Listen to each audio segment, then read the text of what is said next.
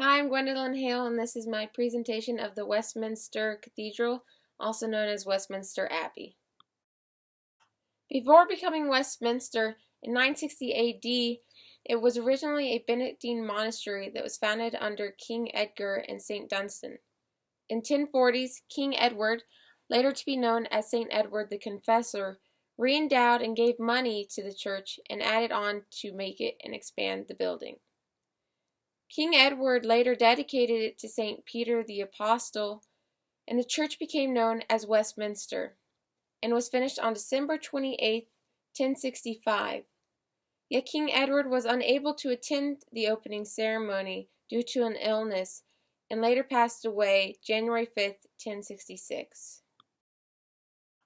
With lasting about 2 decades, King Edward's church that he had originally built with the monastery was destroyed during the mid-13th century by King Henry III because he wanted to be able to match it to the Gothic style of the time. Only few pieces remain of King Edward's time period of the original church. King Henry III passed away before the nave part of the church could be completed. It wasn't until years later that that part was finally done. Even though not fully completed, the church was consecrated on October 13, 1269. King Henry III died on November 16, 1272. On February 19, 1516, a new part of the church was added called the Lady Chapel by King Henry VII. Nobody's quite sure today who designed and built this part of the church, but they do know that it does have the geometric and Gothic style of that time. There are 95 statues of saints around, and in 1725 the chapel was used by the Knights of the Order of the Bath, and the banners that you see in the picture below are of flags that represent knights that are living today. Behind the altar lies Henry VII and his wife Elizabeth of York. The tombs that they lay in are designed by Italian Pietro Targiano. Down below, the picture of the two towers were constructed in 1745. They're of the last things that finished the whole entire church, and they were designed by Nicholas Hawksmoor. In 1540, Henry VIII made Westminster into a cathedral church.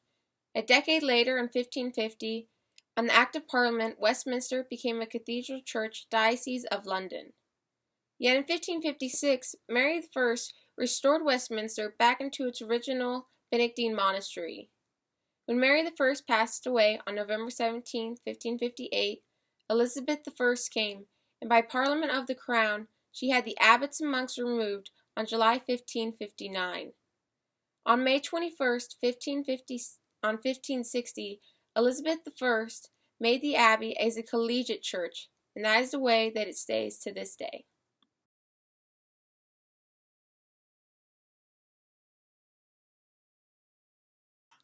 The chapter house is a large octagonal-shaped room filled with stained glass windows and has tile pavements from the medieval times. It's one of the largest chapter houses in London. The chapter house was used originally for monks, and that's where they would pray and discuss their daily work. In 1257, the King's Great Council held their first assembly in it. It has the oldest door in Britain and has a painting of the Last Judgment Day all around the room. Over 3,000 people have been buried at Westminster Abbey, including many famous influential people of our time. Charles Dickens, Rudyard Kipling, Isaac Newton. There's even a poet's corner dedicated to these famous people. If not buried at the Westminster Abbey, they have memorials for them, including William Shakespeare. When you walk into the Abbey's doors, on the floor in front of you is the grave of the unknown British soldier. When visiting, this is the only grave you are not allowed to step on to show signs and respect towards the British soldiers that gave their lives.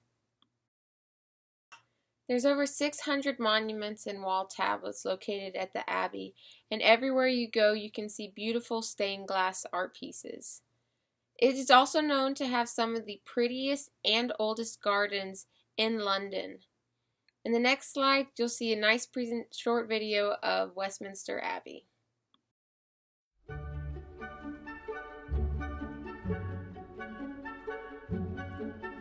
I've been Dean of Westminster now for almost 8 years and find this the most captivating and wonderful, extraordinary place.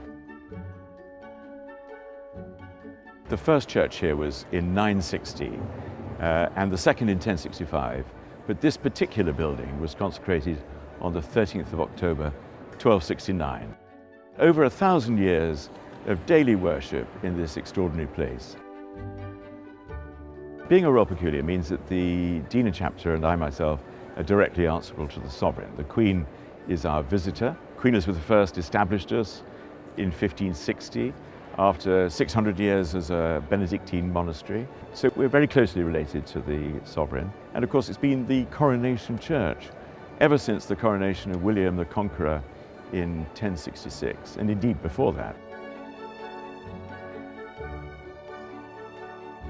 I think any visitor from anywhere in the world would see something which is absolutely at the heart of English history and of religious life in our country.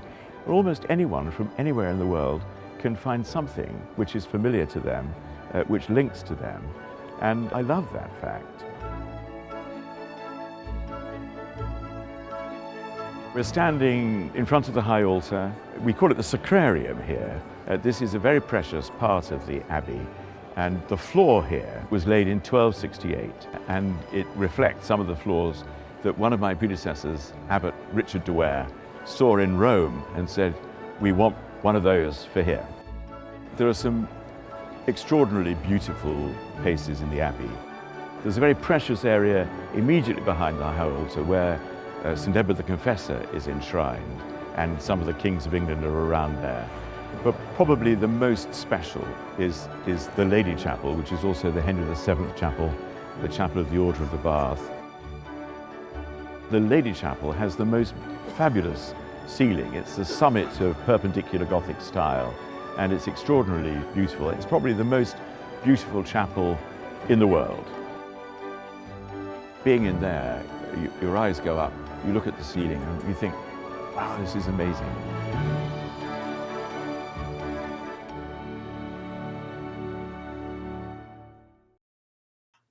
Thank you so much, and I hope you enjoyed my presentation of the Westminster Cathedral, also known as the Westminster Abbey.